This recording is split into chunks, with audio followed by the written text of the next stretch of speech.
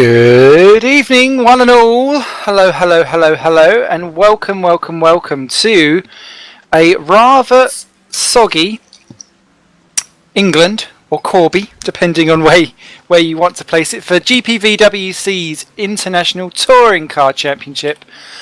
My name's Simon Smith, and as ever, I'm dragging you all kicking and screaming, whether you like it or not, through yet another broadcast. And also alongside me, I think we're gluttons for punishments. It's Dave Smith on cameras and on race director. And tonight we're at Rockingham, and I think it's going to be an absolute corker. I was going to have a quick sip of cider. I just literally ran in from work. It's skanky weather out there. What's the weather in the server? Let's have a wee look. Dry.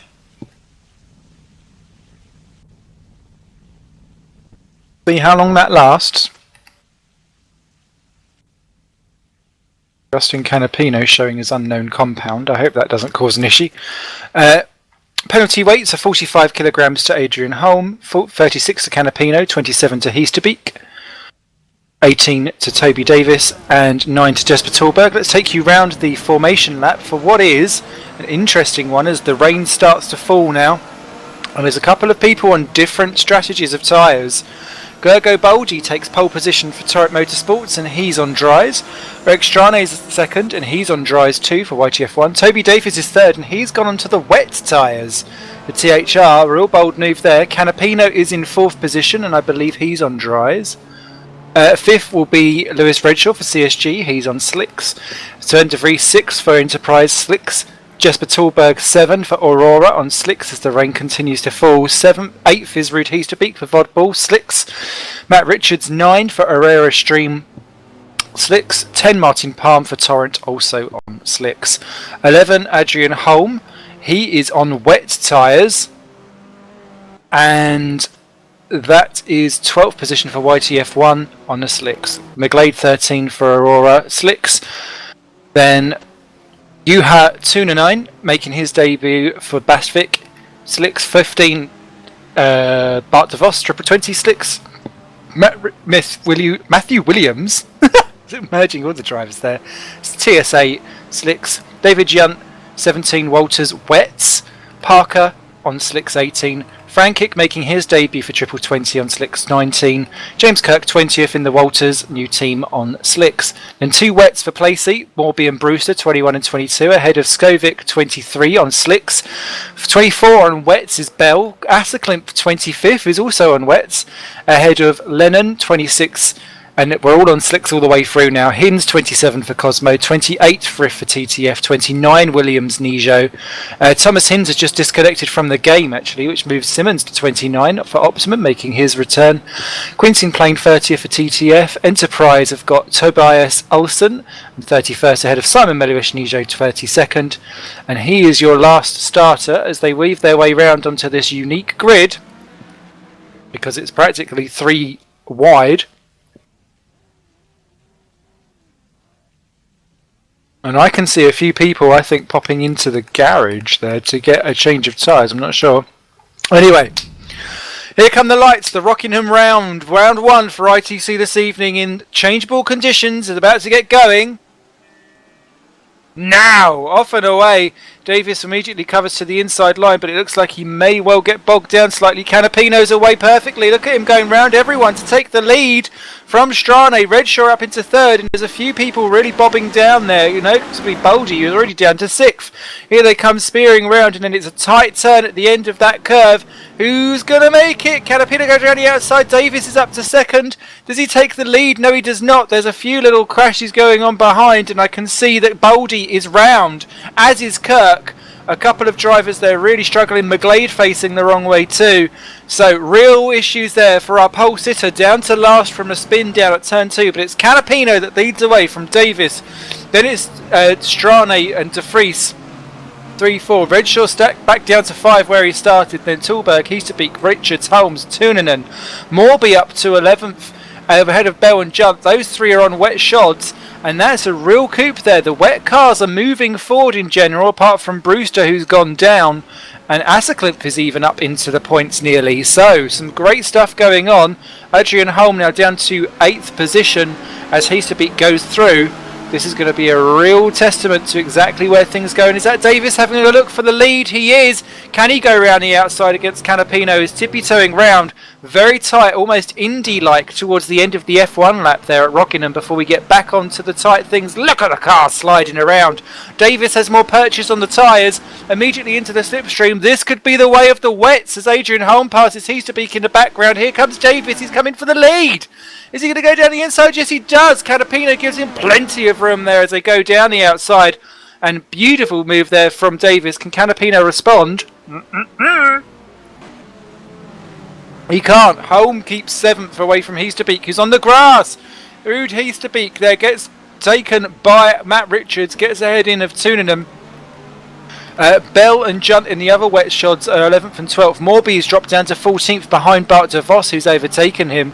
Asserklimpf has gone down to 30th, sadly. He's had an off, and that's a real issue for him. So some of the wet shods really doing well, a couple of the others real struggles. And it looks as though everyone... Gergo Baldi's round again. He's just been collected by Olsen and Meliush towards the back. But Davis out front by half a second. Canapino now holding up Strane, who really fancies another go at a victory, if at all possible. A lot of these drivers we've seen over the weekend in a fantastic Le Mans 24 hours, and this discipline and this pace, certainly a different type of racing as they go steaming round and down. Use your hashtags GPVWC as always, or contact moi. Mike Bell there on the defence against Tuninen. He's gone through up into 10th position, and Tuninen's got it all wrong, batting down in 11th position. Got to struggle with David Junt, who's going round Bart de Vos, and then they're going 3 wide behind. It's all change in the bottom end of the points. In fact, they're staying 3 wide as they're going round that corner. Uninen on the outside, Junt on the middle in the wets, de Vos on the slicks. So it's slicks, wet, slicks. Who's going to be last for late breakers? This will definitely decide who's better purchase, wets or dries. Junt for the outside, de Vos sticking it for the inside. Ooh, ho, ho. I have to say, based on that, it's very much evens of my Stevens as they go round. Morby holding off Richards, Williams and Parker for the final positions, just behind for points, obviously. Everyone's still in the running. Chris Williamson, the last of them, as Davis now has a second clear of Canapino, and now the rain has decided to halt. I can't see any drops on my screen. How long will it be before that starts to punish the wet shod tyres, because they've made hay while the sun has not shone? And Mike Bell's already off the track in 10th position. Bart de Vos is trying to go around the outside. Someone else is off track dramatically behind. It's Tuninen, who's now dropped down out of the points to 16th position from 11th. He got a real tank slapper on, which just shot him from one side of the circuit to the other. The Rockingham circuit is one of those on this 15 lap race 1 where you just... one corner leads directly to the next, to the next, to the next, and you really have to have a decent flow. And as they cross the line, already Toby Davis's advantage halved as they go round. How long can Davis continue to cling on with these tyres? And what he needs to do is try and get his championship back on song. Let's see exactly how things go for him. Thanks for your tweets, Jose and Joe. Great to have you with us. As Canapino and Strane and de Vos is not, de Vries, sorry, is none too far behind. They're all starting to collect themselves together. Martin Palm's off the track. He's dropped down the order, and someone's lost their front bumper down at turn 1 in quite dramatic fashion. I do believe it is Dave Simmons. However, Toby Davis continues to cling on to the lead up front. He's taking wider lines in. Not really searching for the wet off the track either, so he's staying quite ridiculously to the... well, not ridiculously, he's going quite rigidly, sorry, to the racing line as Redshaw and Tallberg will go off in the background. Here comes Canapino down the inside. He's making his first of the attempts at the moves. Davis has a real good purchase on the exit with his tyres. Will have the inside for the next line. Gets the later of the break. Canapino, I think, is playing the long game. He'll just follow him through this tight chicane and see if he can floor it on exit, which Davis may not be able to do, although actually out of that corner it's none too bad. Davis appears to have the speed where it matters. Crosses the line, just 2 tenths between them. Strane and de Vries, they're right behind. Redshaw none too far back, just 1.9 off the lead, but the top 4 covered by a second. Here comes Canapino down the outside. Can he be last at the late breakers? They rely on breaking together there, but Davis has the inside and keeps it behind. Adrian Holm is losing out to Matt Richards, is just defending along with Heasterbeek as he clings on to 7th. So the wet shod drivers are continuing to hold on for now. Behind Morby and Brewster have already dropped out the points, and those were the other two on wet tyres. So that are doing well. Bell is desperately defending for 11th and is about 10th, and is about to lose out to that from Matthew Williams too. So they're starting to become bottlenecks where the wet tyres are. Morby really losing out. Let's look at this. Canapino and Strane. Is Canapino going to get boxed in Lavaggi style? Who knows about it as they come down? And look at Strane. He's boxed over Canapino. Is he going to go around the outside?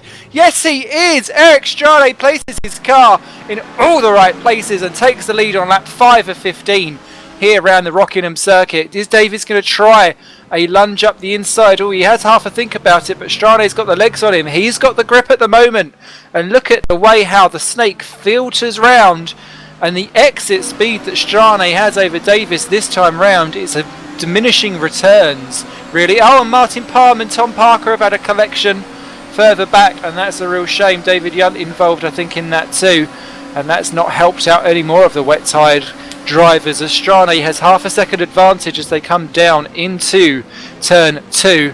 Davis still in second. De Vries having to go at Canapino. There was contact on the braking for that corner. De Vries and Canapino side by side, and Canapino slots in just ahead of De Vries. De Vries letting him go. But look at the way how Davis is desperately trying to keep ahead, and Canapino is going to drive clean round him, surely. He'll have the inside for the next turn. Davis making that car as wide as possible. I think he needs to wiggle his rear end around and say, ain't got no time for that, as he gets out from the exit. How he's making that car so wide, I'll never know. Adrian Holm has lost out to Matt Richards, is down to 8th position. Here comes Canapino then through on Davis. He's got nothing to answer for that. Contact between the two. De Vries diving in there as well, and now he's just being bullied off the road as here comes Redshaw. Tallberg is there too. Jesper there, who ran fantastically in the Le Mans 24 hour at the weekend, and he'll be next on the hit list. Redshaw and Tallberg waiting for it. Matt Richards is there. Heasterbeek's just got round Holm as well, so Holm down to 9. Matthew Williams has got round Mike Bell and is now into 10th position. Tom Parker and David Yunt, who is also on wets actually, is there. Gary Lennon's up to 14. Rob Mason's into 15 for YTF1. That would be a great result if he can keep that. Quintin Plain's our first crasher outer, sadly, as here comes Canapino on De Vries again.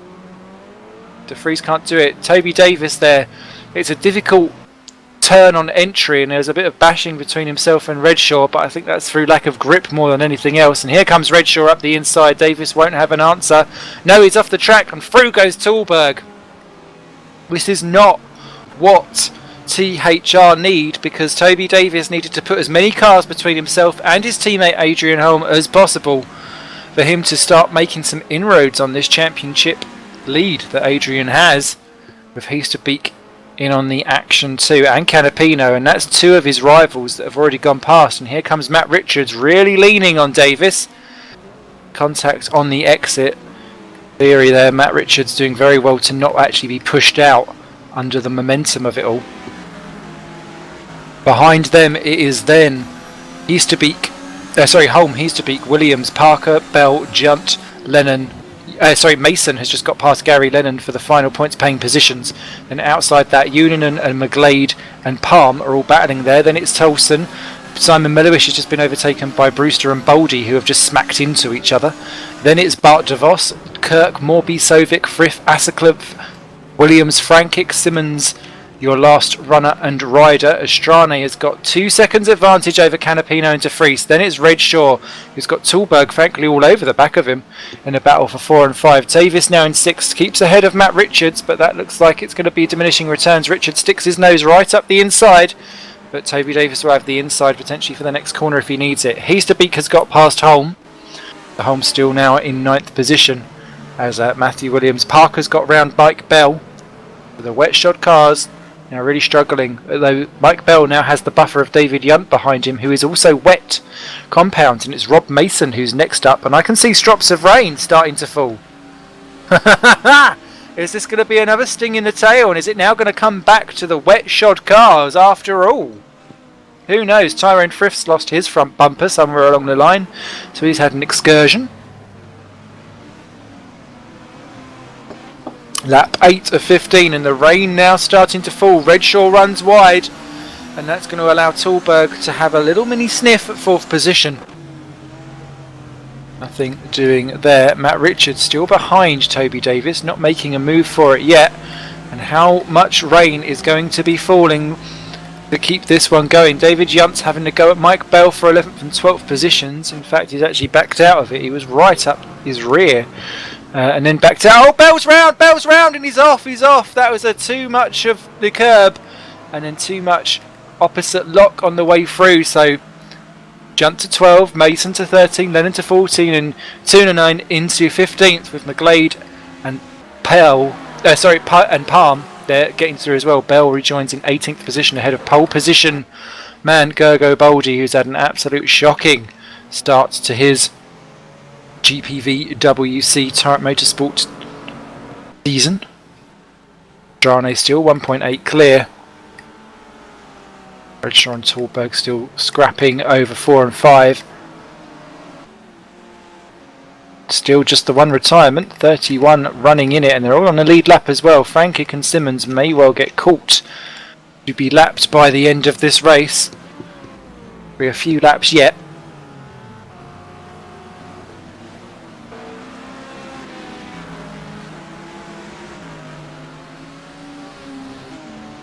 I'm watching with bated breath to see exactly how the THRs are doing.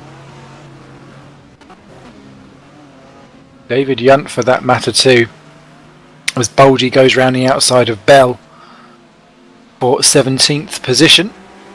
Takes that. Beautifully done. Doing the old cut back on the exit of the corner. And there is an issue there going on behind them, because we've got Simon Milliwish 19, McGlade 20, Bart DeVos 21, Olsen 22nd, who was the first man to lose his bumper, Brewster's 23rd in wets, with Kirk 24, Sovic's not too far behind him, 25th either. And look at that, Milliwish is about to be billeted round the outside by Lewis McGlade. He's going right round the outside. That'll be a daring do move if he's able to pull that one off. Milliwish under braking. He's got Bart DeVos for company too. McGlade's done it, beautifully done. And is that going to be DeVos through as well? It may well be. He's going to have the inside for the next corner. No. Milliwish last late breakers. That's too late, and McGlade's round as well. Oh no, they've all met their ends. McGlade and Milliwish play picnic on the grass up to 19th then. Sorry, 18th goes to Voss, 19 Olsen, 20 Brewster, Kirk back to 21st, ahead of Junt, who spun ahead of them and I think actually caused the issue.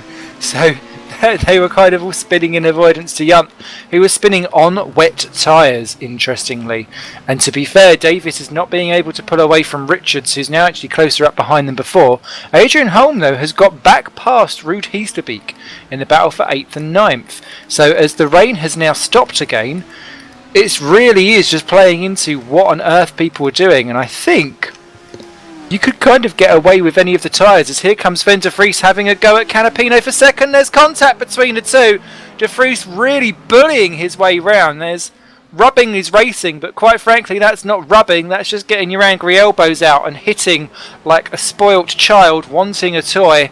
And Sven de Vries then goes into second for Enterprise. Augustin Canapino down to third for Vod Bull, with Redshaw pulling slightly clear of Tallberg at the moment, but now he's on the back of that battle for second. That could all concertina back up again. Davis still ahead of Richards, Holmes still ahead of Heasterbeek, Matthew Williams is on his own, as is Tom Parker to some degree. Rob Mason into 12th has got Gary Lennon holding up Toonan and Palm in the battle for 13, 14, 15. That's a nice little train. Then Boldy's catching them quickly ahead of Bell and DeVos, Olsen, Brewster, Kirk and Junt. And that's Canapino having a go. He says to you, I'll give you a taste of your own medicine, mate. Goes for the dive and gets it done. Makes his one move, now commits to the racing line. And Sven de Vries is not close enough to have a go. Canapino a little bit wild on the curb. Ooh, nicely done. Lap 11 completed. as they cross the line this time. They're 2.5 down on Strane, who is absolutely waltzing it away up front. Here comes Matt Richards. He's gone round Matt Davis. Oh dear, that would have been a concoction of drivers, as here comes Redshaw having a minor look at De Vries. I'll do nout. Easterbeek has a go at Holm for 8th position, and I think he's going to have it. Indeed he is. Holm has nothing to say for that. Easterbeek goes steaming through. Davis has another go to get back past Richards and ends up with 2 wheels on the grass. Does well to keep out of a spin for that one. Canapino, De Vries, Redshaw and Tulberg, they're having their own little scrap. Palmer's just passed Gary Lennon for 13th position, and that's going well for him, and I think that's Boldy. They're trying to get past Tuunanen, but he's just about got it all together. Who's that off the track? Someone towards the back. It was Kirk, unfortunately. He's just about to be done by Lewis McGlade as the leader. Now 2.7 clear is Strane from Canapino, De Vries, Redshaw and Tulberg. And yeah, the wet shot tyres really struggling now. Holm is already over a second off the back of Easterbeek, who's caught to within a second of Davis. And now it appears like the dry tyres are definitely the ones to be on. Mike Bell has fallen off the back of the battle for the points. Brewster has got an entire train behind him for 20th, which does include some other wet shod tyres. And Morby and Atterclint are battling over 26 and 27 as the wet tyre squabble continues. But Canapino there really is holding up a wee train. As here comes Easterbeek on Monsieur Davis. And is that going to get him 7th position? Yes it is. Davis pulls out to have a wee look. But Rude has already got it covered.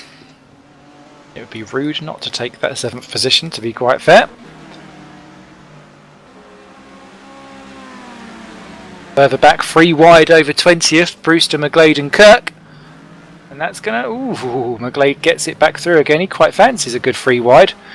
I'll ask him later on what he fancies to a threesome. But maybe not down at turn 2. As De Vries gets a little bit wild under acceleration, and that will give Canapino the first mini breather that he's had all race, I think. And now that the THRs have fallen to 8th and 9th, they've got a good little gap over Williams and Parker, so I think they could well be quite safe. As Gergo Boldy for 15th position goes around the outside of Gary Lennon. That's not the breaking point! And well, he's giving it a good go, is Boldy, but he's driving that like a rally car. And that may be good over 1 lap, but it's not really helped him out at all, as Atterclint takes Morby for 26th and 27th. What's going on further up the field? Canapino having to defend slightly from De Vries, taking defensive racing lines with 2 to go. And who's that off the track? Or is that someone going a lap down? It was Sovic. Sorry, Dave Simmons there, a lap down. And not really getting back on the track there, but welcome to GPVWC, Dave. Good to have you with us.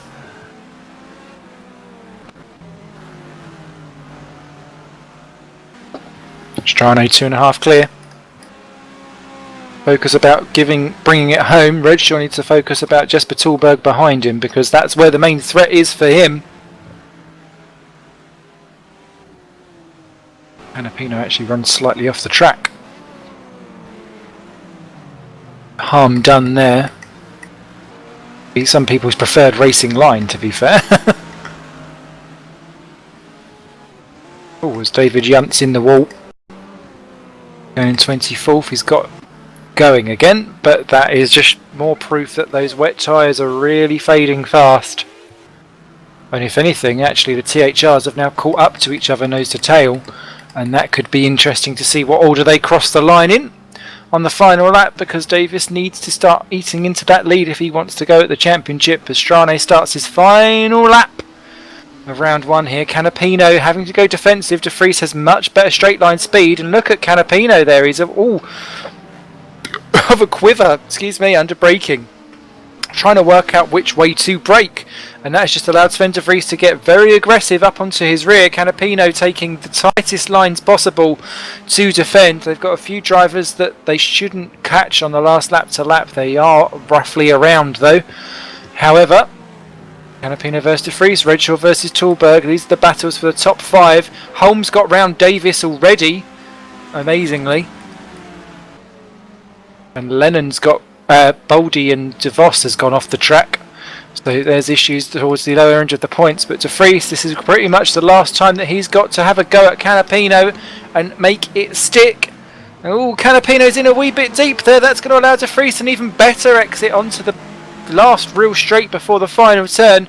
Eric Strane has got round 2 lapped cars, so he is well clear as he gets onto the final corners. Canapino has this last chicane covered, and out onto the start finish straight for the last time then. Eric Strane crosses the line for YTF1 to win round 1 of the Rockingham circuit here at Corby, Northampton, and a great win there for him, and he's delighted. 4-wheel drifting round the curve, that's the way how to do it. Sven de Vries finishes 3rd behind Augustine Canapino by just 0.2 of a second.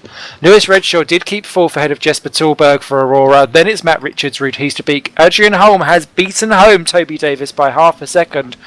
Matthew Williams rounds out the top 10. He'll be delighted with that. Parker up to 11th from way down the field. Rob Mason, a delighted 12th, I'd imagine, there for points for the YTF1 team. Double score. Then the Torrent Motorsports, who dropped down. Palm ahead of Boldy in 13th and 14th, with Gary Lennon getting a final point for Mazurek in 15. DeVos 16. Tunanen out of the points in the end in 17. Mike Bell with that spin dropped him to 18th, for which he could not keep up with. But he beat home McGlade 19 and Olsen 20th. Kirk 21st. Melhuis 22nd, Brewster's 23rd, ahead of Yunt 24, Sovic's 25, Asserklimpf beat home Morby for 26 and 27 in the battle of the wet shod tyres towards the rear. Chris Williamson, the last unlapped runner in 28, then 1 lap down, David Francic, then Tyrone Frith and Dave Simmons, all 1 lap down, with Quintin Plain a crash with suspension failure, and poor Thomas Hinds failed to start. That was a corker. All you need is a little dribble here and there, and that seems to make people all the happier as things go on.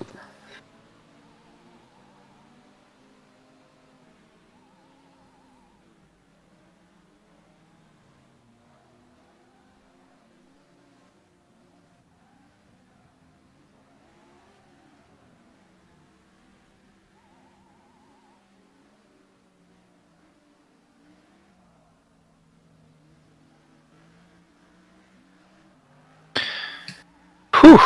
So, Eric Strane then. Great moves to get through. He's got the moves and the grooves.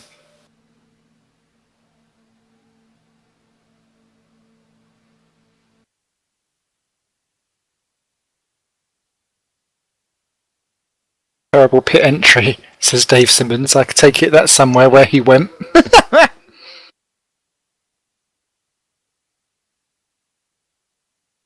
While we go through for the warm-up for round 2, which is always the positions of which you finished in round 1 before anything goes on, let's have a quick look at the stand-ins before I have a look at the old Steam sale. Adrian Holm has 8 points clear from Augustine Canapino.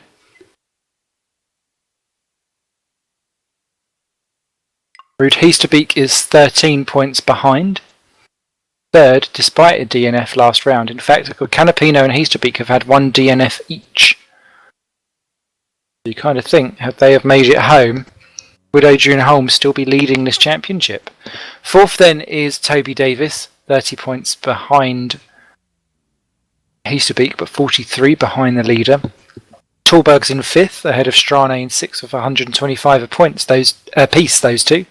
Sven de Vries is in 7th with 112. Robert Wiesenmuller, who's not here, is on 98 in 8th. Martin Palm's on 90 in 9, with Gary Lennon on 83 in 10, equal with Chris Hack, who's not here this evening. And with Gary Lennon already getting 1 point, that's moved him ahead. Amazingly, 34 drivers have scored so far, with Ben Hackerson the sole single pointer. think that will have now already grown to 35 because I've not seen Rob Mason score so far. Indeed he hasn't. So that's at least one new person on the list. In the constructors, THR have got 22 points over Vod Ball, and it really is a two-horse race with that. Vod Ball are ahead of THR according to this. 377 versus 355. 22 points in it. Mazurek are in third, just 8 points clear of Aurora Motorsports.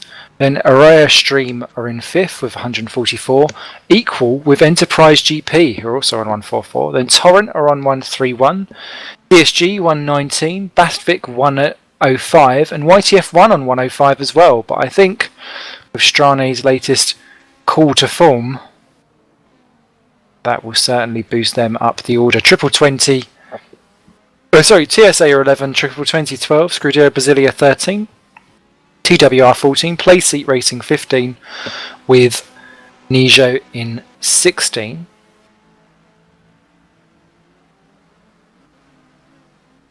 Couple of teams that have yet to score, and there is the possibility of a new team to enter ITC. Details of that are on the forum.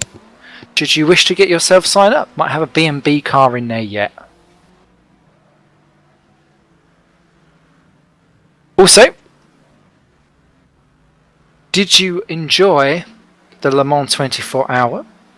I think we did. The next Masters is now open for sign-ups as well. It's the Indy 500. Sign-ups are available on the forum. The date for racing for that is on July the 19th, which I think actually rules me out from driving. Sob. Quite fancied that. I might see if I can rearrange my schedules.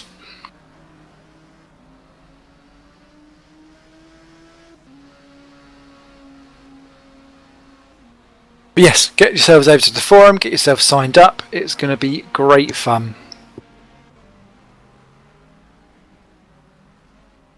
I'm still feeling the afterglow of the Le Mans 24 hours actually. It was all a good love fest. I do apologise for zonking out.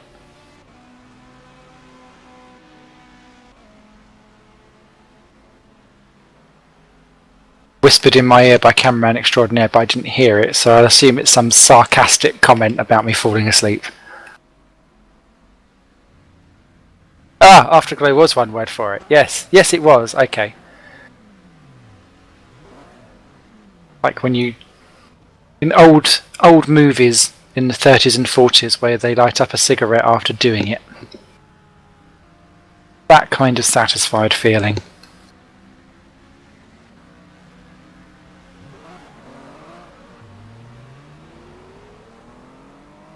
So, will it be raining cats and dogs for race 2? Or will the cars just drive like them? Who knows? Who knows?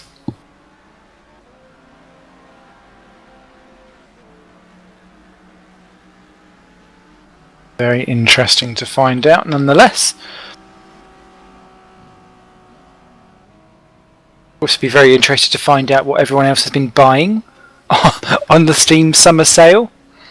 Not that the weather has been anything near summery in the UK at present. However, on the way home from work, because I was like, I won't be able to order food or do anything again this evening, I quickly ran into Asda on the way home. Surprisingly, all of their Brazilian pizzas are all marked at half price from the deli counter, so picked up one of those. Couldn't possibly think why the Brazilian summer heat pizza would be at half price now. Be a good time to go around and pick up all of the special edition stuff, because everyone's like, nope, don't want it anymore. We're a fickle bunch, us English, aren't we? But, to be fair, I can think of 1,000,001 better things to do with balls flying in my face. So we're just coming to the end of warm-up. Best of luck to one and all. Attention grid, all non-essential personnel leave the grid now. Non-essential personnel, get the hell off. So the kilograms of weights, 45 to Strane, 36 to Canapino, 27 to De Vries, 18 to Redshaw and 9 to Tallberg. Everyone's on the slicks this time, by.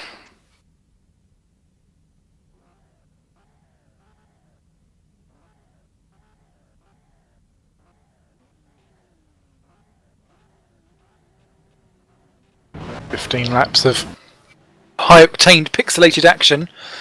I do like the fact that we're starting 3 wide on this. It's very MotoGP. So Strane, Canapino and De Vries on row 1, ahead of Redshaw, Tallberg and Richards on row 2. Row 3 is Heasterbeek, Holman, Davis, followed by Williams, Parker and Mason. Palm, Baldy and Lennon, ahead of De Vos, Toonanen and Bell. McGlade, Olsen and Kirk in 21st. Melhuish, Brewster and Junt. Sovic, Asseklenth and Morby, with Williamson, Frith and Simmons your top 30, with Hinds and Plain rounding off the field. 32 starters. How many will make it round? Surprised there was only one binning it during that race so far, to be honest. I should give you all far more credit where it's due.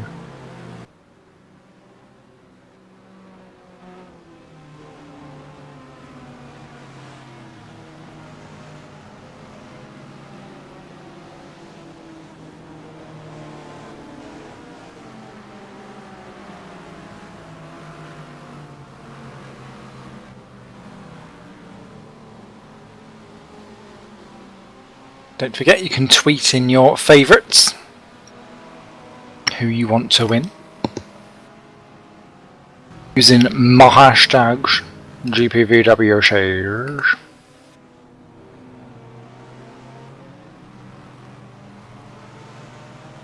Wow! We covered 22,879.46 miles during the 24 hours of Le Mans, says TSA Racing. That's quite a way. Couldn't work that into a song by the Proclaimers, could you? I have drove 2,879.46 miles.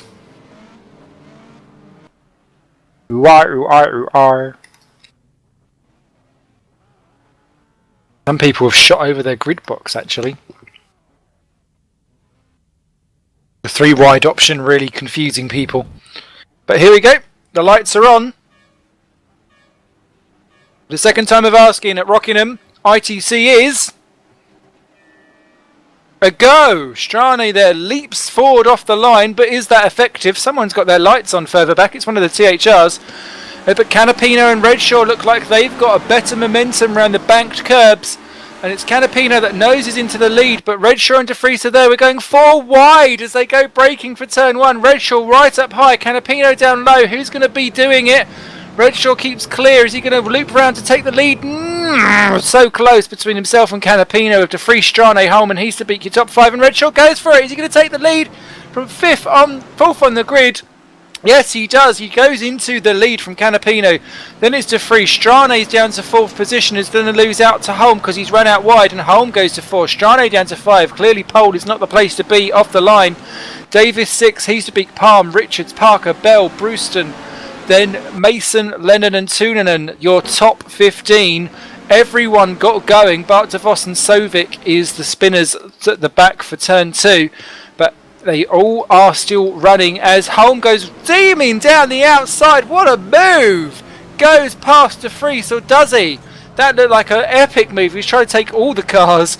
As Heasterbeek, Davis and Strane go 3 wide behind. That's going to end up in tears potentially as Holm there practically pushes Canapino back into 2nd position from De Vries. Bouncing over the curb behind between Heasterbeek and Strane. Just about keeps it all together. Palm's in there as well. Great to see him having a resurgence of form there in the Torrent. Everyone else has got going and is running. Sovic there last of them as Redshaw takes the lead then and is leading by 1.3 as De Vries is in the wall there for a split second. And Canapino's there. Look at the THRs, Davis and Holm. They're desperately pincering Davis on the entry to that corner. And Davis had to get out of it because there was going to be nowhere for his bumper to stay.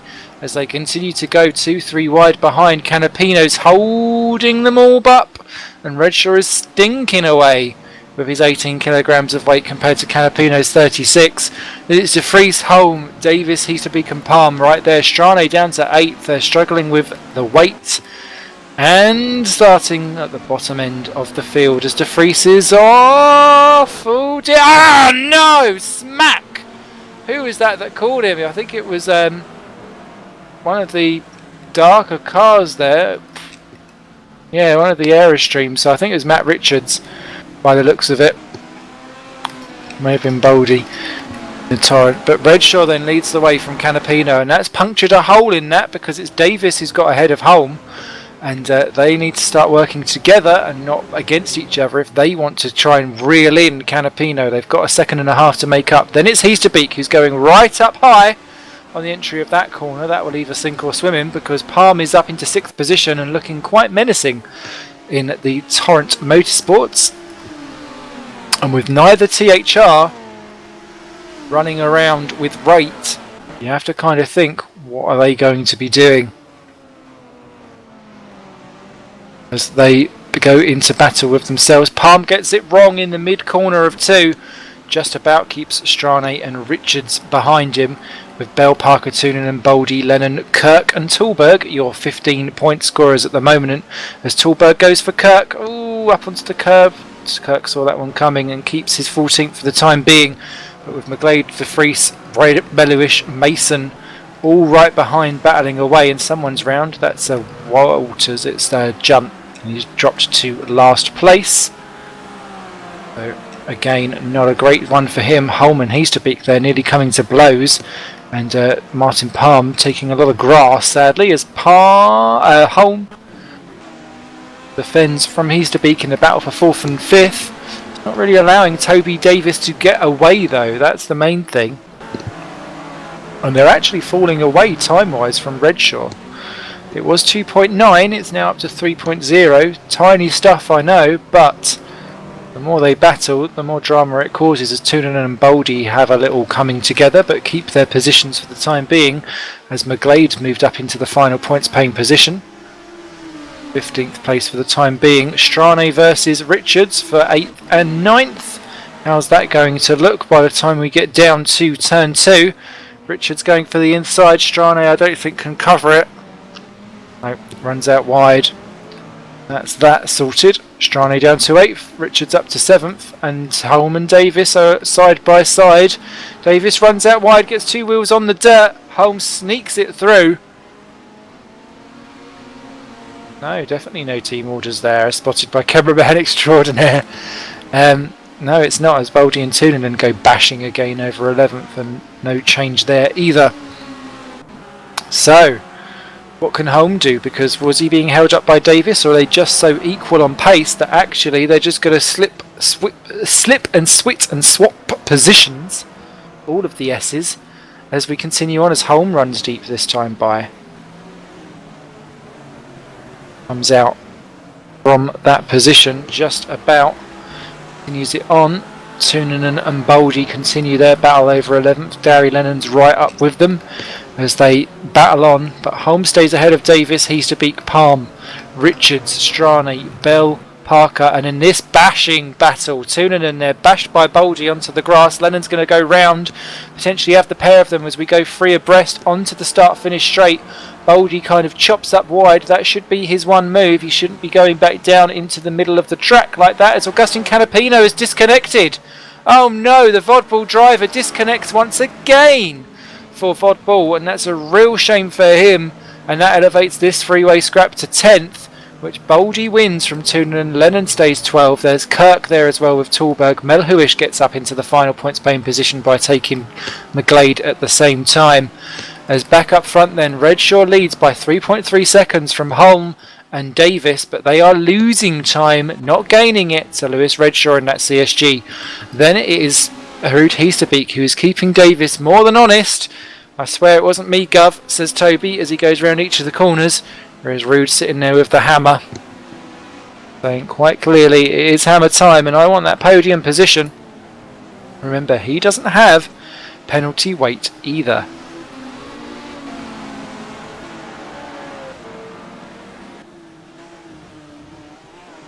Jose just tweeting in, who do I think will win race 2? I'm going to put a small bet on Redshaw at this precise moment, subject to change, as Gary Lennon takes Toonanen for 11th position. Toonanen goes onto the grass in avoidance for something that didn't actually happen, so there we go. Behind, it's all kicking off as Olsen takes Simmons for 23rd and 24th, and everyone is still running apart from the disconnected Canapino. As that's the first lap then that Holm has eaten into Lewis Redshaw. The gap now down to 2.9. What will the THRs do?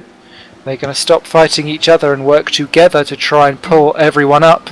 Or is it just literally that Holm has the speed and Davis is struggling a little bit here this afternoon and this evening, wherever you are in the world? They speed off round Easterbeek then all over. The back.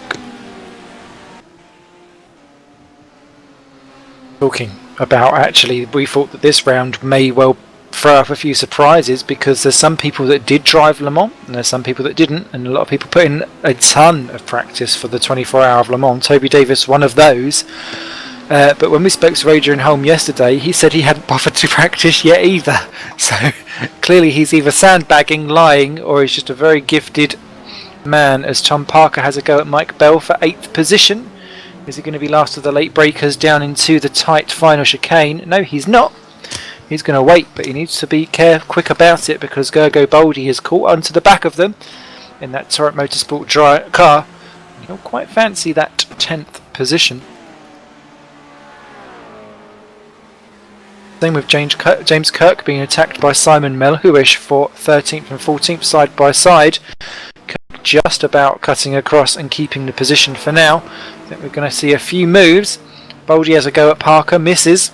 Toonanen's having a go at Lennon, and that is a good for to go. Toonanen takes 12th from Lennon, but Kirk keeps ahead of Melhuish for 13th and 14th with McGlade 15. De Vries has just passed Cameron Brewster for 16, so he'll be looking to get himself back into the points and get some momentum back into that championship hunt.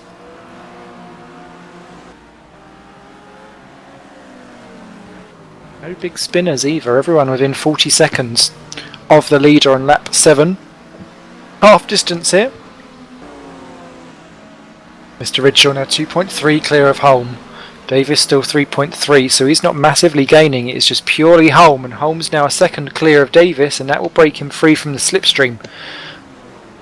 So that will keep him more than prepared as Brewster goes to defend from De Vries. Mason Asseklinth's in there as well, and as that De Vries round it is, oh, and Matthew Williams spins in sympathy, and that really holds up Mason and Asseklinth as well. That's a real shame for Jonathan Asseklinth because it's not very often that he's genuinely actually battling around for a points paying position. It's one of those drivers that has to rely on a bad turnout and a bad race for a lot of others to pick up the rewards for driving safe and secure. And that's been a definite upturn in form for him. What that has done, though, is let Brewster keep in 16, Morby up to 17, Olsen to 18, Dave Simmons up to 19, although he's about to be passed by Matthew Williams for that position, I believe, giving Williams plenty of space, actually, and he's going to lose out as a result. And it's Junt, De Vries, Mason, Asseklinth, Sovic in 25, Williamson being taken by Bart de Vos for 26 and 27. Will he defend down into turn 2? Oh, he's busy having to watch out for Sovic, who's breaking all of the brakes there. Oh, and De Vos nearly spins as he tries to get around Williamson. But the Nijo driver eventually has to succumb to the triple 20. Though Bart de Vos is making a semi-meal of it. As Ruud Heasterbeek has a go at Toby Davis. Takes a peek out down this short back straight, but not many moves are going on down into this chicane here, and not many of them have been successful of the ones that have been done. It's much safer to wait until you're on this back straight, then have a go. Lap 9, 1.9 the gap between Redshaw and Holm. Used to be having a close look at the rear end of Toby Davis, studying it nice and hard, and now he's pulling out to say, I'll have a stab. Last of the late breakers, all of the skid marks, and that's too deep, that's far too deep. Come back, it's only a black hole down there. Rude. But Davis retakes third position by being calm, keeping his nerve and his cool. Rude will have to have another stab. Palm and Richards, though, are closing in. And it's not long until actually Rude Heasterbeek can no longer focus purely on what's ahead of him. They have to have a little nose on what's behind as well. Boldy has got round Parker for 9th position. He's about to have a go at Pale. Oh! Do not smack the rear and try and unstable him. Just because you've got Jordan Weeks' name in your window, it doesn't mean you have to drive like him as you go round. Go there. Looks one way, looks the other. Quite fancies going around the outside as well. Sean Edwards tribute livery. Respect. But may have to have a little last minute lunge somewhere along the line. Which doesn't involve tapping the other car off. Plus. What's Heasterbeek going to do this time by? He's looking nice and settled onto the rear end of Davis to have a go. This time going for the outside line. He's got round him in terms of nose areas, but Davis will just force him off wide. You've got to be so much of an overlap alongside the other driver to make sure that that actually works. Otherwise you just kind of fall off, don't you?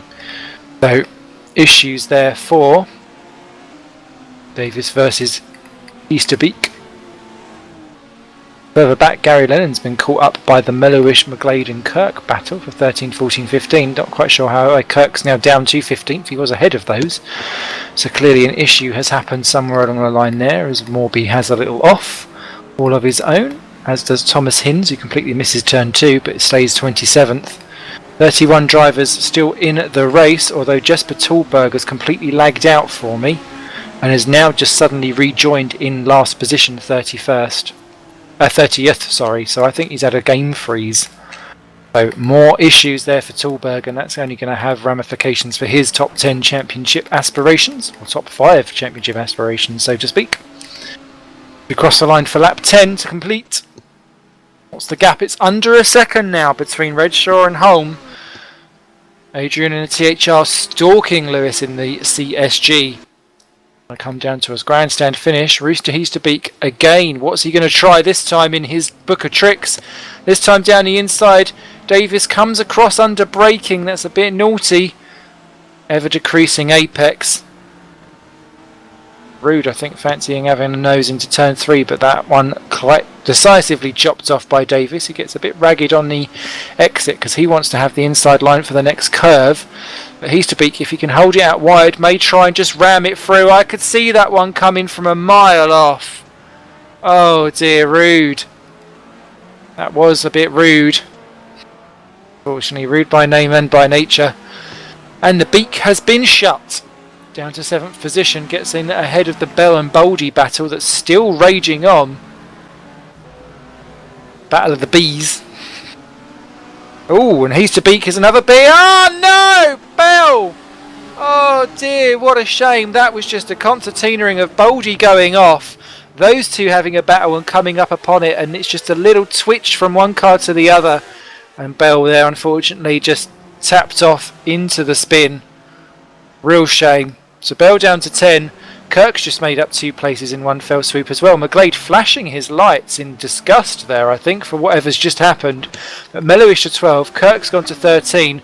McGlade 14. There's contact between them all as they just go spearing through this chicane. No one really doing any politeness through there, I don't think. But McGlade, Lennon and Kirk as the order that they come out of. As Holm is onto the back of Redshaw, and Redshaw's done a bit of a weird one on the curb. Has to go defensive, and Holm is going to go for the inside, not round the outside. Do not do a Heasterbeek, Redshaw. Nope. Holm is going to go for the switcheroo and try and get the inside on the second part of this bend. No, can't quite do it. Redshaw clings out wide, but he's on the grass. He's going to lose purchase. Holm goes for it. More contact between the two. Somehow the angle of hit actually just pushes Holm further around that corner, and Redshaw is able to have the momentum keep going. He's going steaming in. Holm gives him the space. He could see him coming as they come out from the sector 2 down into the final chicane onto the back straight. Redshaw pulls out to have a little look. He doesn't want to go for it there though. Parker's gone back past Boldy up into 8th position in all of the melee that went on behind. Holm though leads the way, and he's got a better acceleration out from that final corner. Redshaw's going to have to tuck right in behind, and I don't think he's close enough. He's 4 tenths back.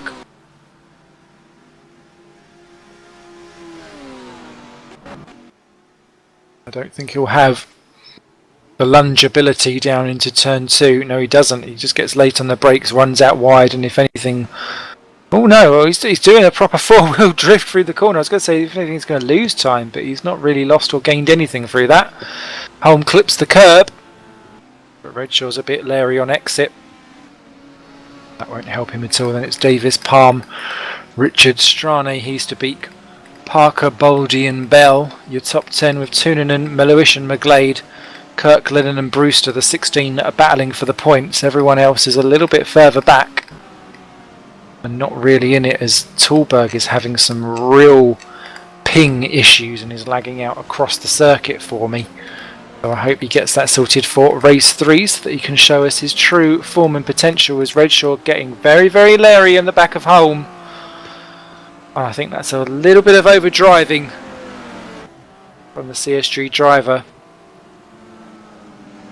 Holm extends his lead to 7 tenths now.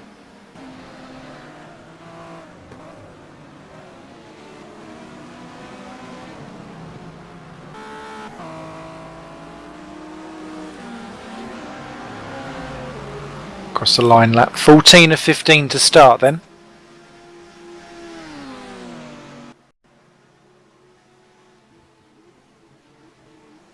You're not quite close enough to have a go down into turn 1, but he's keeping him honest. He's not falling away.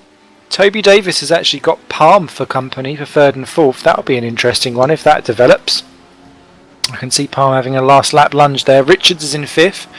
Strane's on his own, as is Heasterbeek. Parker has got Boldy all over the back of him, with Bell none too far behind. Then it's Toonanen, Melhuish and McGlade still going at it, as is Gary Lennon. Brewster's got round Kirk. Kirk now outside the points, as Morby takes Yunt for 17th and 18th position down into turn 2. Then it's De Vries, Williams, Mason, Asserclinth. Then Olsen has a go at DeVos for 23rd and 24th, goes too deep, and DeVos takes the position back. Sovix 25th, Williamson 26th, ahead of Hinz, Simmons, Frith, Tallberg and Quintin Plain, who is still very much unlapped. Who's that? Is that Redshaw in issues? It is. It's Redshaw. He's got a problem. He's going very slowly. What happened there? Let me take a little replay. Oh, he just floored it on the exit out of the corner. Drops behind Davis and Palm and Richards down to 5th position. And look at that. Pure overdriving. Really flooring the tyres and losing grip and momentum as he comes out of the corners. He just needs to rein it in. He's got 1 to go. Palm then now into a podium slot. Is he going to have a lunge at Davis down into turn 1? He's pulling out to have a look. Last of the late breakers. Davis sees him coming. They've both pushed out a bit wide, but Richards isn't close enough to get any compensation from it. As Palm again, they're locking up as he tries not to dive into the back of Davis. This allowing Redshaw to get back onto the back of this, but Lewis Redshaw from 1st to 5th there in a couple of laps. He'll be absolutely frustrated with himself for that. He's one of those people that takes things personally. Whenever something goes wrong, he needs to learn to let it go, let it go.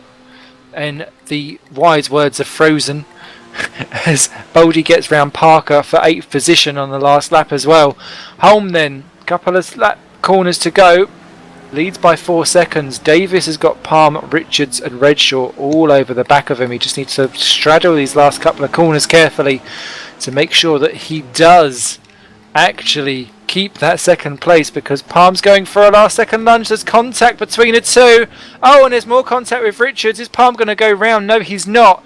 Adrian Holm then crosses the line, avoids the carnage, a decisive overtake. He wins for THR, and THR do take a 1-2 with Davis clinging on for second. Palm grabs third, Richards 4, Redshaw 5th position, Strane 6, he speaks 7, Boldy 8. Mike Bell has got round Parker at the last corner to take 9th and 10th position as they stupidly crash into the pit wall. Toonan will be 11. Melhuish grabs 12th just by a tenth from Lewis McGlade. Gary Lennon 14, Cameron Brewster 15, James Kirk grabs 16th place, Yunt 17 ahead of Morby 18, De Vries 19, Matthew Williams 20th ahead of Rob Mason 21st, Assercliff 22nd, got back past Bart de Vos 23rd, Olsen's 24, Sovic is crossing the line after an off-track excursion at the last corner, he'll be 25th, just beating home Thomas Hines, ahead of Chris Williamson. Tyrone Frith in the TTF will be 28th. Jesper Tallberg, ping now corrected, crosses the line 29th after some various issues. Quintin Plain's car in one piece, but it's got some weird braking locking up going on there, so clearly he's had an issue somewhere. He wasn't that far off before. In fact, he's going to spin on the very last corner. Oh dear, Quintin, come on. One more to go. Come on, mate. Come on, you can do it. You can do it. I feel your pain. Quintin Plain will cross the line to be 30th in the TTF. He's unlapped, and I know that is an achievement when you're at the back of the field and you're just thinking, I just want to be on the lead lap.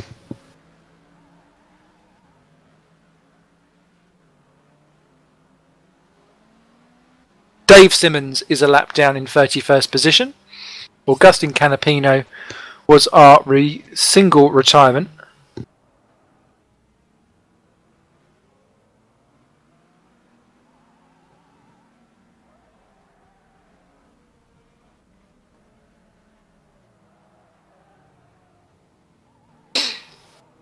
All the fun.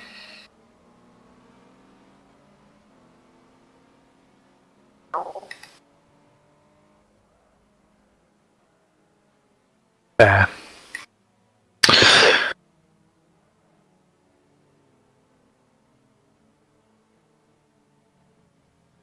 THR then doing very well to make it through to the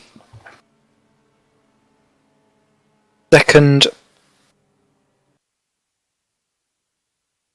race for a 1-2. We'll have the reversed grid now, so that's only going to cause them more issues.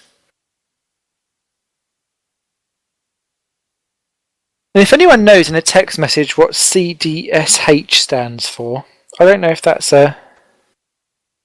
Ah! No, it's the initials of the person who's texted me. That sky looks a bit dark on the old broadcasty booth. Do you think we're going to have a wet one?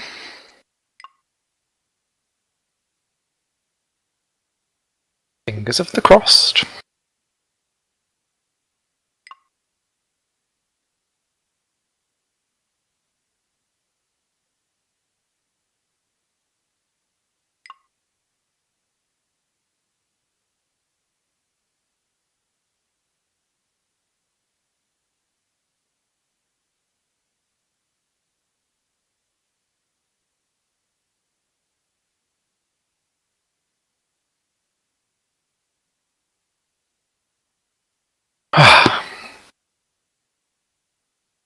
See what the magical finger of fear wants to do.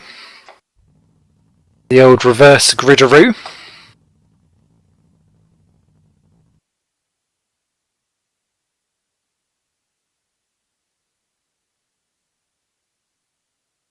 It's going to be 16, which will put James Kirk in pole position.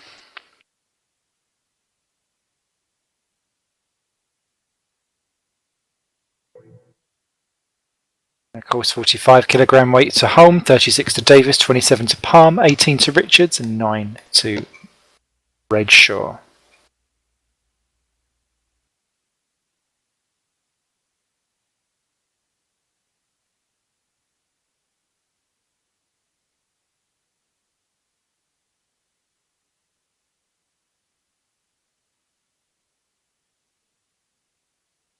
Wow. Wow, that was intense. That was. THR always have a way of being able to make the most of a situation. Even in those wet weather tyres, they were still able to get out ahead of all of the other wet racers. Battle with some of the dries. So James Kirk on pole, can he get himself a good finish this evening after just missing out on the points on both of the previous races? Because he's predicting himself a spin on the first lap. So I'm assuming that he has low expectations of the day. Oh dear.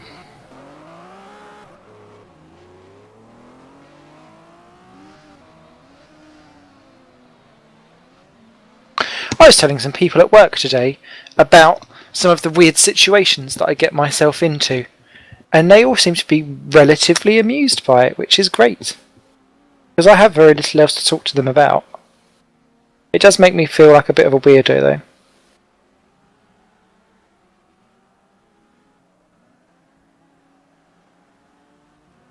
It basically came because I'm off doing some trips around the country over the next few weeks as part of a work topic.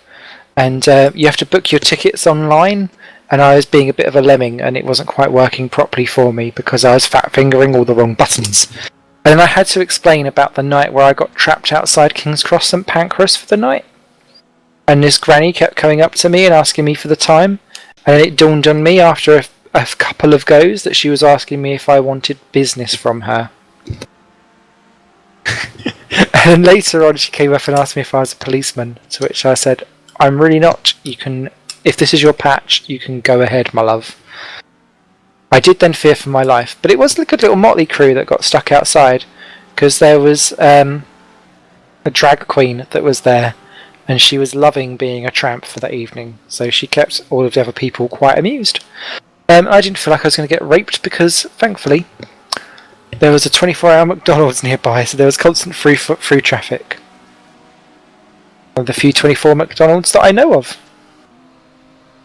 However, I'm sure Mr. Dave Cosmith, our cameraman extraordinaire, would know exactly where every 24-hour McDonald's in the entire world is.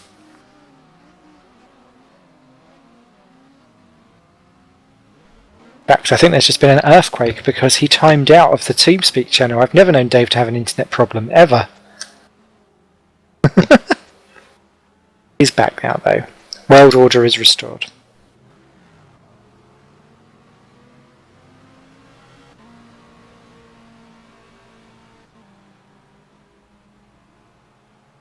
It is true, actually. I was worried about my PC over the broadcast, actually, because the fan's slightly louder since I installed my second hard drive to keep up with my Steam sale addiction. And I was like, oh, can it survive 25 hours of broadcasting in the heat? Thankfully, the old bird did, which is good. It needs to survive a lot more later on this evening because I've got to go for I've got to go video editing. Yay! I just had a text actually to say you finished yet. I dare not text back my boss and say not started. Was busy sim racing, biatch. Do it with a Z click formation. Sister. Attention grid, will all non-essential personnel leave the grid now. Someone did ask me actually if I should be marching at Gay Pride. I'm such a bad gay. I've never ever been. Ooh, that looks a bit dark. Again. Of course it's going to be a wee bit later on in the day. We're at 4:30 PM in-game race time. Everyone's on the old slick tyres.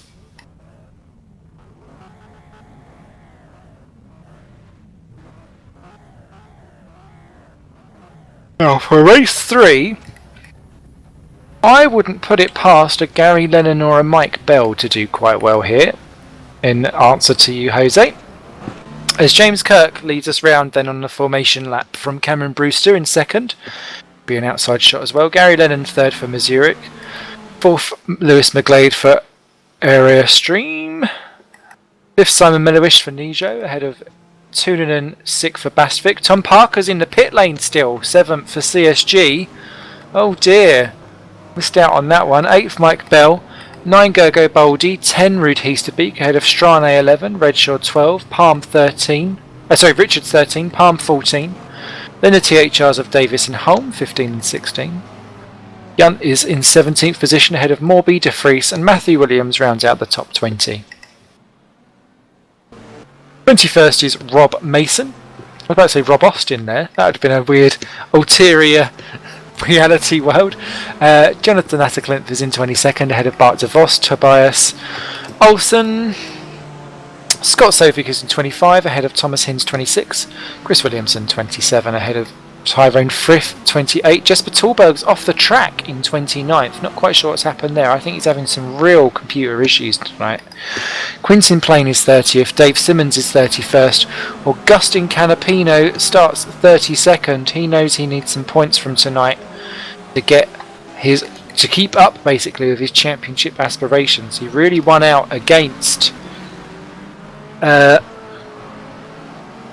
Holm in race 1, but race 2 it has definitely swung in the THR favour, and now it's really the race 3s where a lot of the times things are decided in terms of the kind of nitty gritty bits of points. And if Holm has a non too fantastic start off the line here, and Canapino does, then it's all to play for.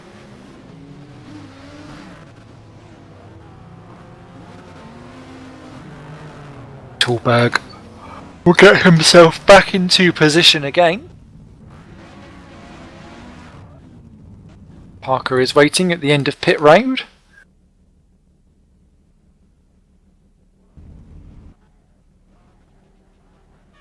Cameron Brewster clearly is looking like he wants to tornado Palm. Kirk, as we get underway here, he chops off the line. Kirk goes the other way. Well, that was an inevitable bump, but Kirk has got a beautiful start off the line. That's the first time we've seen someone down low get away into the lead from pole. Brewster's having to defend from McGlade and Tunanen. Lennon's already down to 5th position. Not the best start from him. Other people are filtering through, and someone's already off the track further back and spinning off into the rest of the field. And it is Olsen that spun round on the actual curb and collecting several other drivers, including Asserclinth. But Kirk it is that leads, including from Brewster. McGlade's into 3rd, then Tunanen, Lennon, Mellowish, Redshaw is down to 8th, then Palm, Boldy, Bell, Brewster is now down to 3rd as McGlade takes 2nd position away from him. Walters, Araya Stream, Placey, Lennon having a go at Tunanen, loses out, and he's going to lose out to Mellowish, who goes up into 5th position.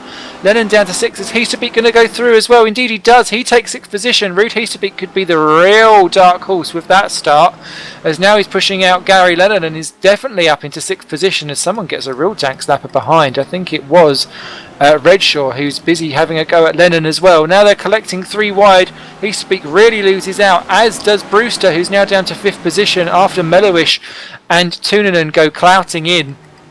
Some real argy-bargy stuff as we're going 3 wide up and down the field.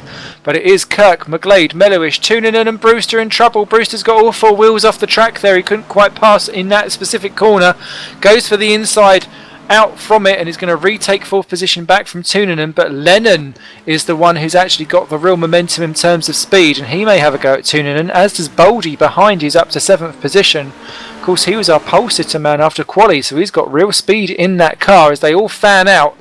Kirk, McGlade, Melhuish, then Tunanen, Brewster, Tunanen, Lennon, Boldy, Redshaw, Heasterbeek, De Vries, Bell, Richard, Strane, Davis and Holm. And Canapino is right behind in 16th position, amazingly, as Boldy goes off the track and loses out to Heasterbeek, drops down to 8th place.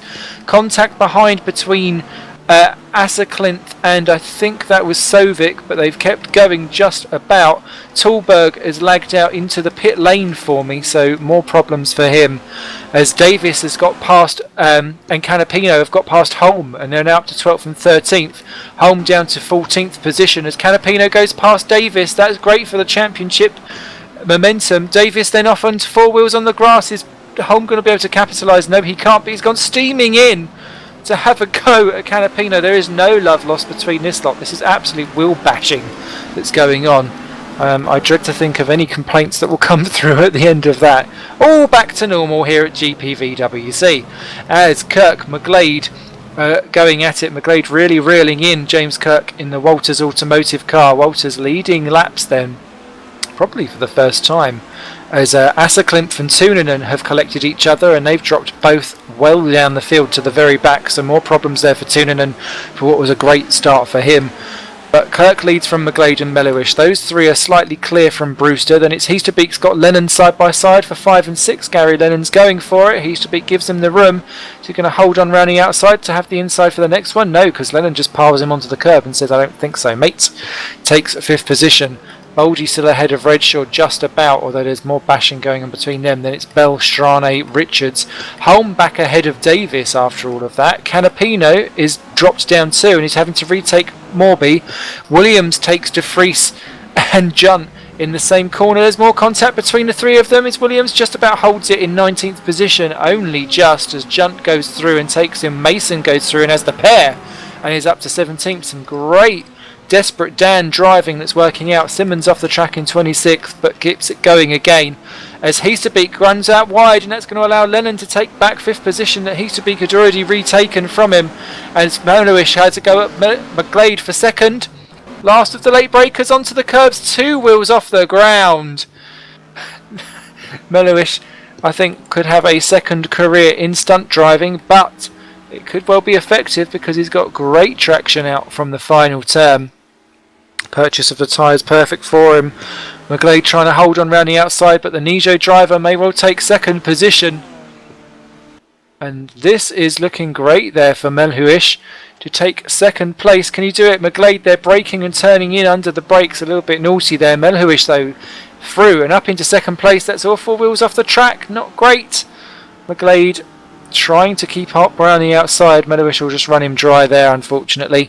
And Melhuish then into 2nd place. This is a real come of age for him, as Lennon has been retaken by Heasterbeek. Boldy's right behind for 5, 7 and 6. Redshaw's in 8. Matt Richards 9. Strane and Bell are still holding off Holm. Canapino's got back past Davis in that ever ongoing fit, as De Vries and Morby and Mason go 3 wide round a corner. Never good, but they have all survived it, which is amazing there.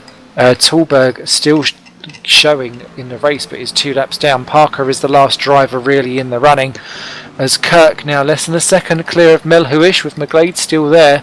Brewster's 2.5 back, but Heasterbeek closing them down now that he's clear of Lennon. He is the fastest of this lot. They've got to watch out for that Vodball racer,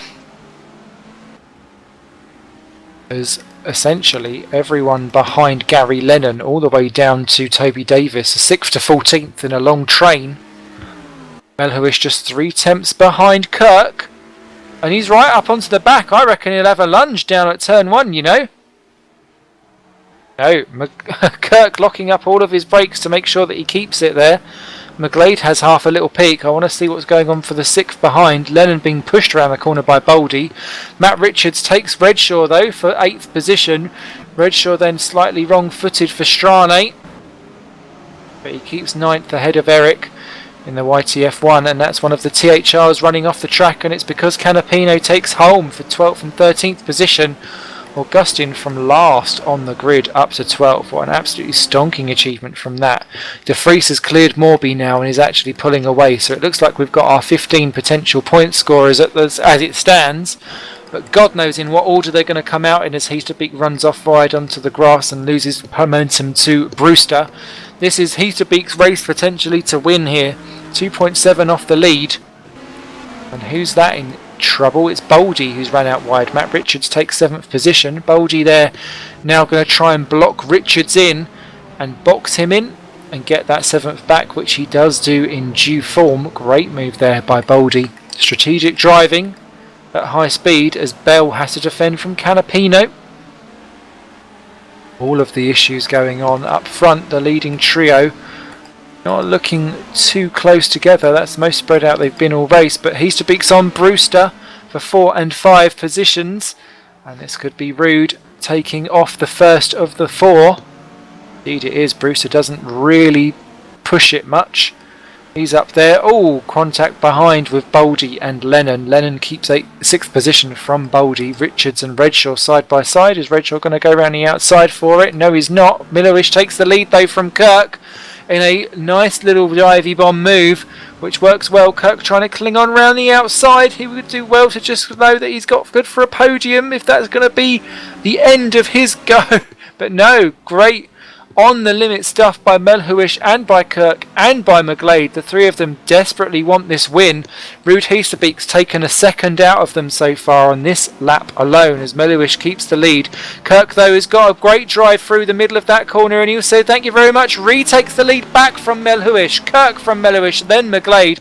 Canapino has just gone past Bell for 11th behind you as Melhuish goes again. McGlade Kirk cuts the line, says no.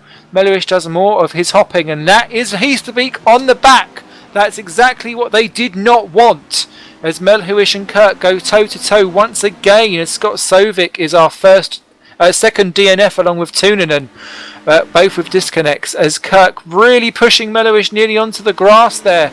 Barely a car's width between them as they go diving down into turn 2. Is Melhuish going to pull out and be last late breakers? Yes, he is. There's contact between the 2. Didn't quite see how Melhuish was going to have room there as Heasterbeek goes for McGlade on the outside, and he's going to be careful there because Kirk's busy having a go. Oh, they're so busy looking at each other they didn't see what was going on behind, and that's going to allow McGlade maybe to have a little run round the outside if Kirk cuts off Heasterbeek. Indeed he does. Rude may end up boxed in here as McGlade goes back past Rude, who'll run him out wide. Great forward thinking driving there by Lewis McGlade in the Uriah stream to get back into 3rd place. This is all about car positioning as Cameron Brewster joins the party and Boldy's not too far behind in a torrent.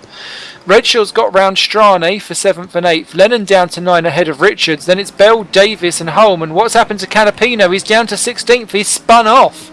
So that's got championship issues there as Melhuish runs out wide but is clear from Kirk. Did something happen there? 7 tenths between them as they filter through this final trip-trap chicane onto the start-finish straight. Different lines by all of the top 3. But Melhuish now clear by 6 tenths of a second. Kirk 2nd, McGlade 3rd. Heasterbeek's in 4 and he's lining up McGlade. He's got the straight line speed. 1.3 off Melhuish, the leader. He can afford to take his time, so to speak. Going straight round the outside if he can. Melhuish there going in a little bit deep. Lost a bit of time as Toby Davis takes Mike Bell. And he's having a go at Gary Lennon for 10th and 11th position. And Lennon's having a go at Richards as contact between the lot. Round goes Bell again. Oh, Mike Bell. What that has done though is that will allow Canapino back into the points for 15th. So that puts him back into the championship points paying positions. Thinking on the championship as Melhuish leads from Kirk, McGlade and Heasterbeek. And this could be Rude really capitalising on some great action. There's some great battles going on down the field, but the lead is so intense as McGlade has to deal with Heasterbeek going right the way around the outside. Yoinks 3rd position. Beautiful move on lap 8 of 15. Boldy's got Brewster on the back of him as well as Heasterbeek nearly clouts the back of Kirk. And Boldy takes 5th from Brewster. Down into that chicane. Redshaw and Strane by owing to the fact of getting past Lennon and now nearly onto the back of this as well. The top 7 covered by 3.5 seconds. Across the line for lap 9. Melhuish still leads the way from Kirk. Heasterbeek though immediately onto the back of Kirk, who's having a look at Melhuish. He needs to make sure that he's not forgetting about behind as the 4 of them go nose to tail, practically pushing each other gently round.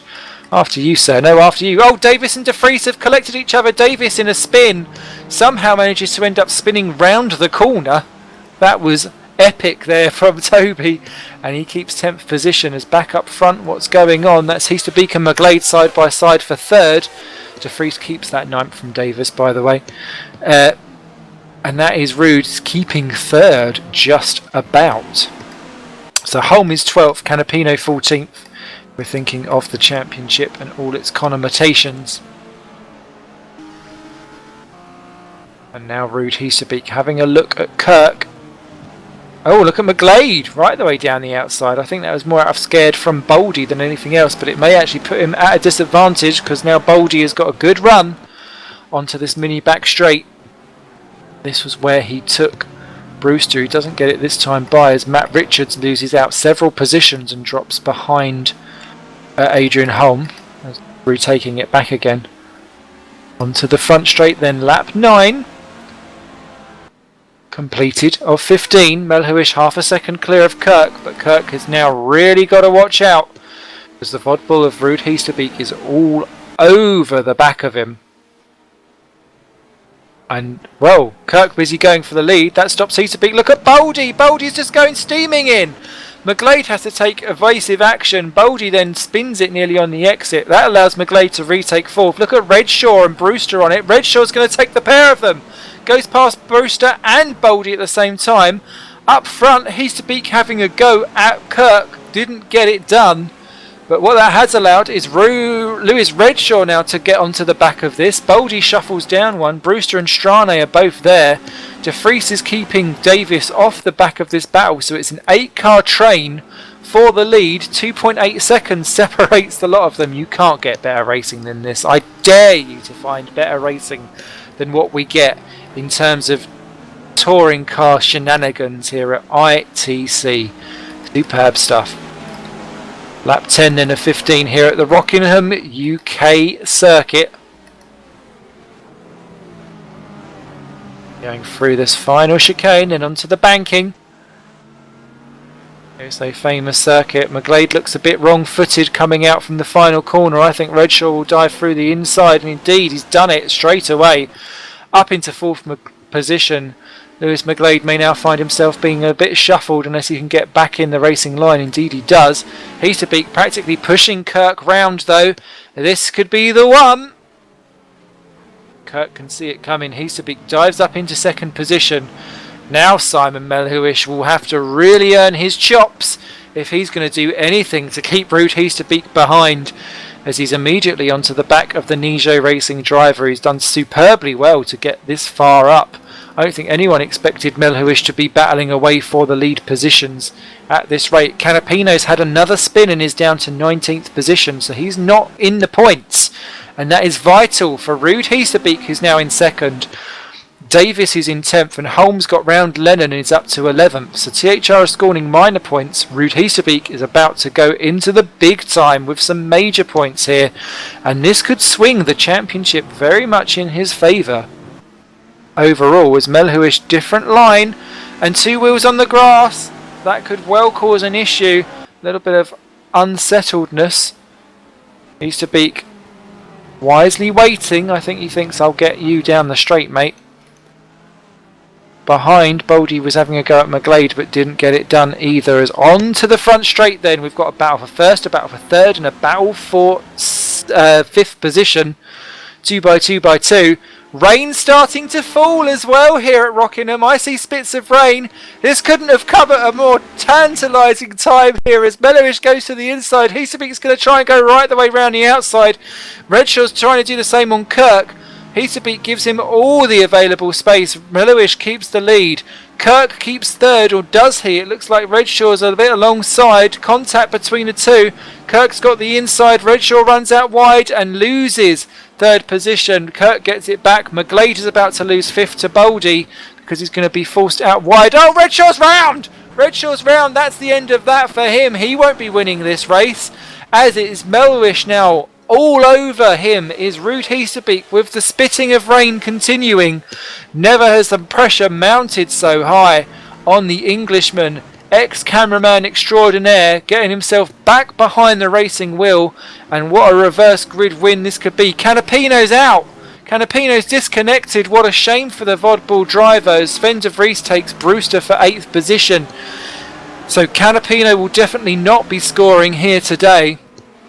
And with him and Tallberg failing to pick up points, that really pushes them down the order a smidge. And it's Melowish. He's to beat. Kirk is still there. He quite fancies another go at it, but he's got that all wrong coming out onto the final turn. And that will allow Heasterbeek sole concentration to be focused on exactly what's ahead on lap 13 of 15. Oh, how Simon Melowish would love to have his first win here at GPVWC and in ITC himself. Heasterbeek trying to go around the outside again. He looks a little bit more alongside this time. Melowish sliding on the mid corner. Keeps the lead more, I think, out of I'm sliding, I can't help it, more than judgment. But keeps it for the time being. Kirk still there. McGlade still ahead of Boldy just as Strane is ahead of Redshaw. As McGlade and Boldy go side by side, and I think Boldy may have it. No, McGlade's pushed him right out to the edge of the circuit, and that's going to allow Strane to have a go at Boldy, and that pushes him.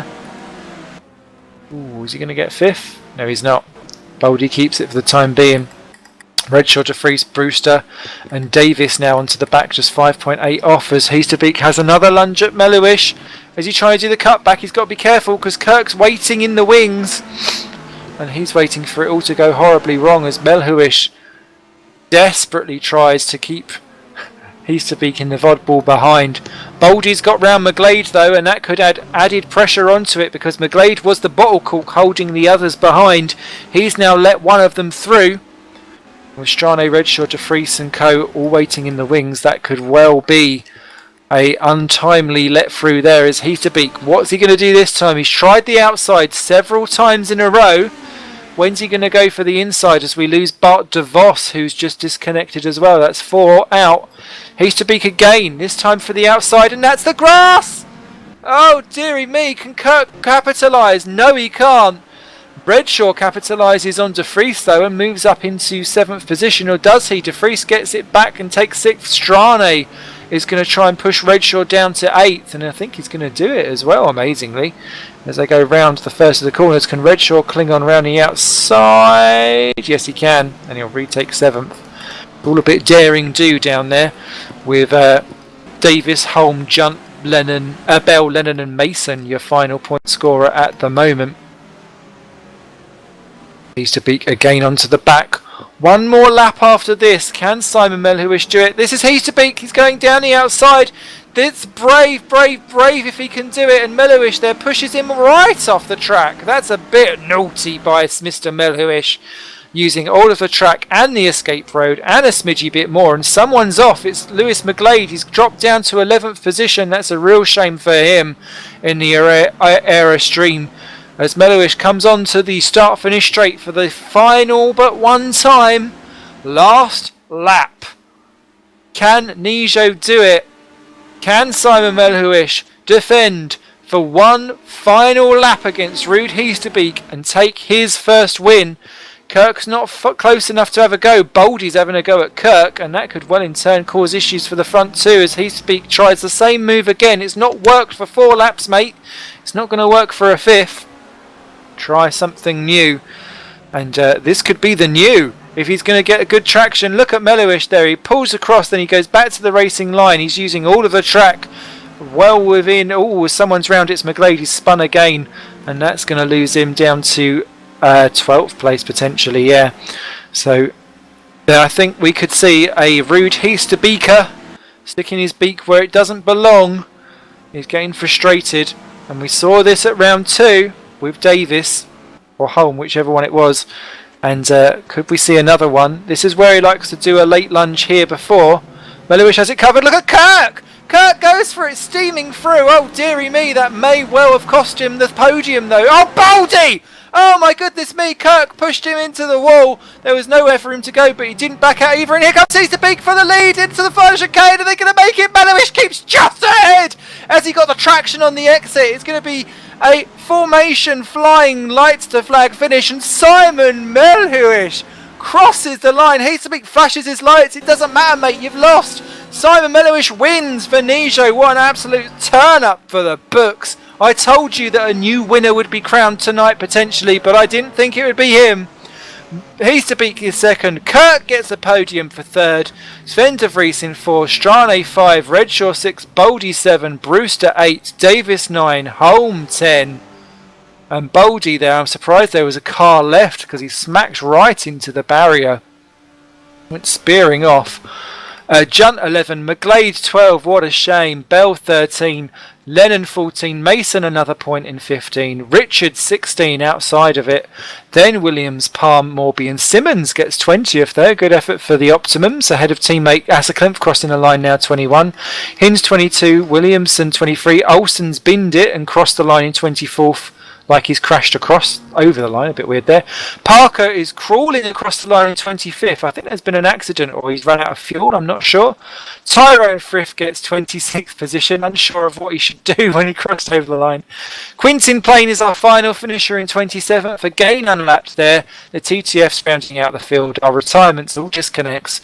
Bart de Vos, Augustin Canapino, Juha Tuunanen, Scott Sovic, and Jesper Tallberg. Chris Williamson is in utter disbelief. All the exclamation marks behalf of Simon there.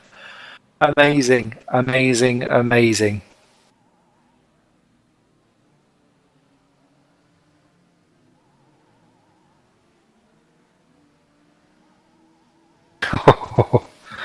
Wow. Where's my vodka, says Mr. Milwish. Agreed, agreed. Great stuff, great stuff. Some real aggressive driving throughout the field, as we've come to expect here at ITC.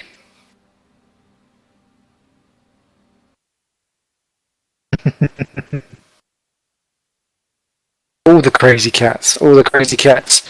And just while we're getting all of the drivers in, just to let you know, the next round for ITC will be at the Norris Ring on the 7th of July. I love that circuit. That'll be a crash fest. Wait for that. That'd be great. However, we do have, obviously, the following weeks, WSS Wednesday, and then next week we have Formula Challenge on the Tuesday, Super Cup on the Wednesday, and there's ever the Super League on the Thursday. Normal service resuming. Remember, you can sign up for the Indy 500 and Co. on the forums.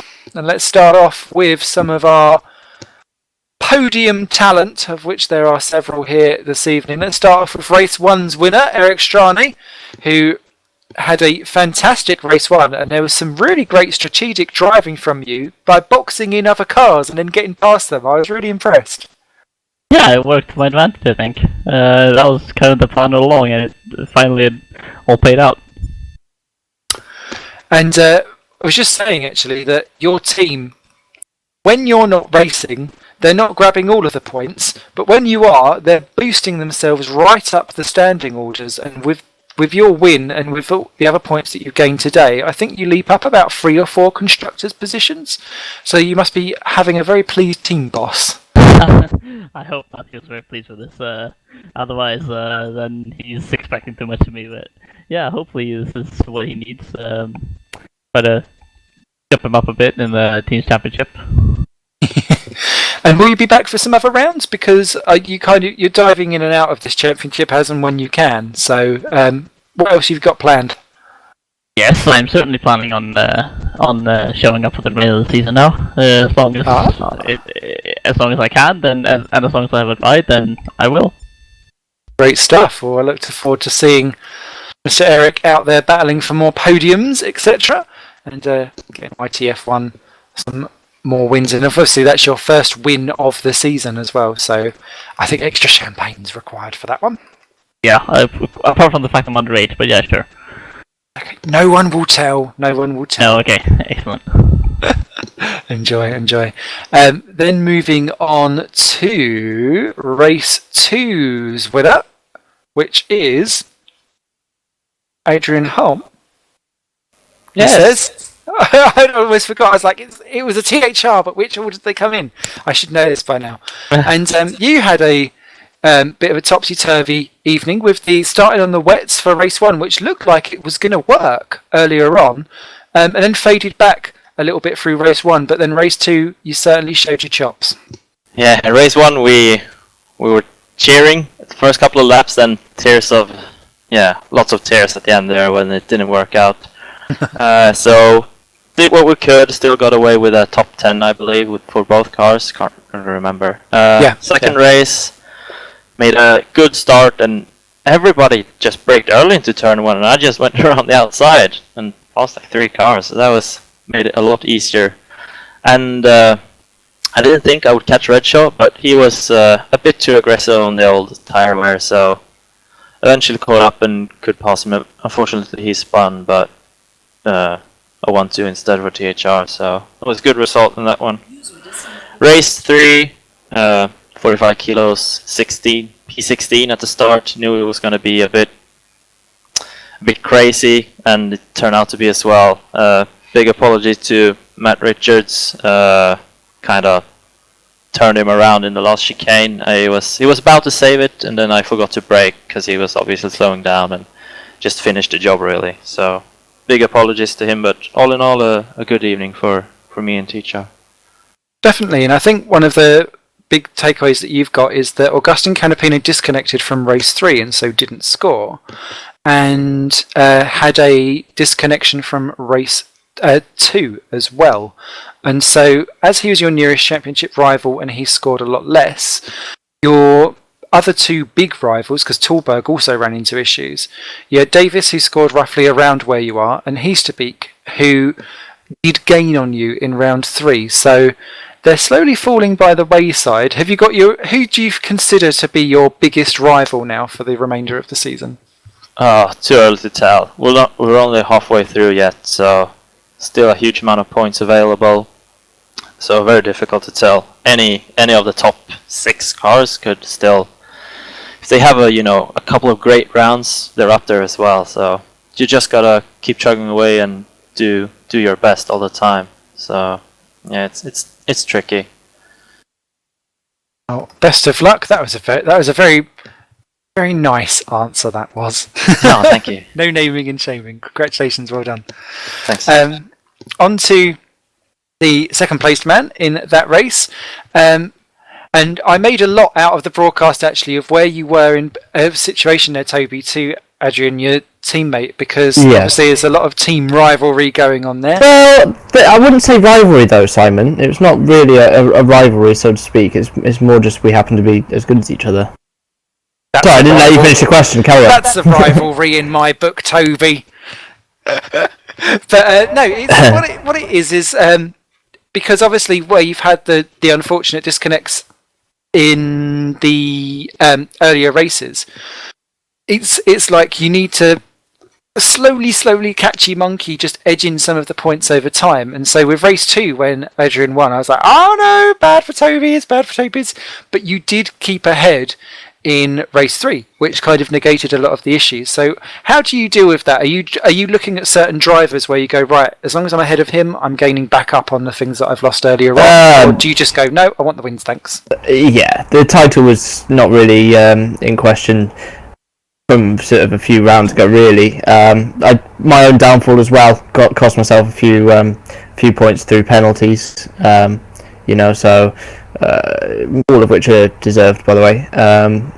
Apart from one, but whatever.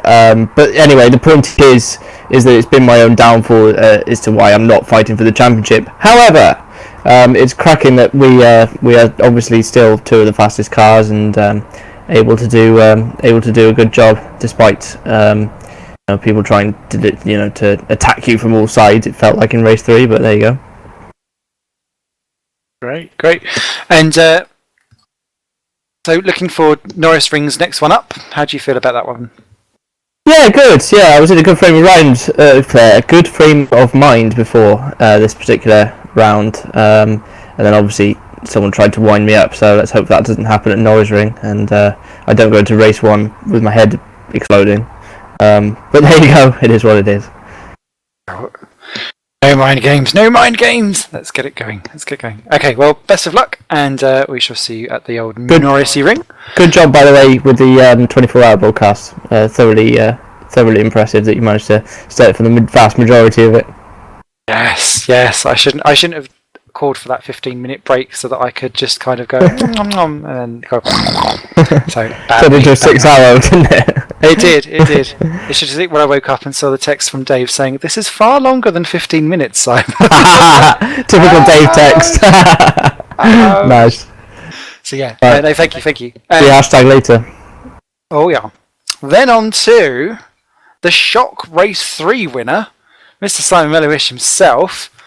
My goodness me, where did you get that one from? I have no idea. I didn't even practice for this race. Clearly that's a tactic.